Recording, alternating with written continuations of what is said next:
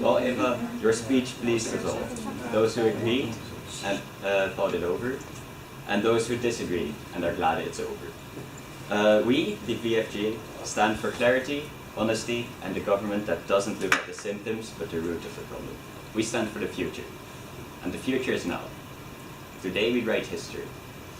Many of you probably won't have high hopes, since 99% of politicians give the rest a bad name. But despite that, many candidates have gathered here today to convince you that they deserve to be president, and it's up to you to pick the best one. I honestly feel bad for you. There is just so much choice. There is an eloquent fascist who is all about change but doesn't realize the consequences of his actions. A joker from abroad who thinks drugs solve everything. A crazed egalitarian who isn't even supported by your own party. Or some awkward guy who is clearly out of his element in front of more than 5 people. And that's just naming a few. Despite this incredibly tough decision, I would like you to think about who is the best for our country, instead of who is the least bad. Since that is what a lot of campaigns have been focusing on, and although that may be a fine strategy to win the elections, I feel that they do need some ideas of their own if they are going to make this country successful.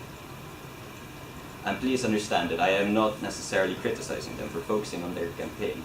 I merely think that objections to other ideas should be followed up by better ideas of their own, or at least valid reasons as to why their ideas wouldn't work. And sadly, many candidates have failed to deliver on this point. One of the objections towards me was that I have not been very clear in the past.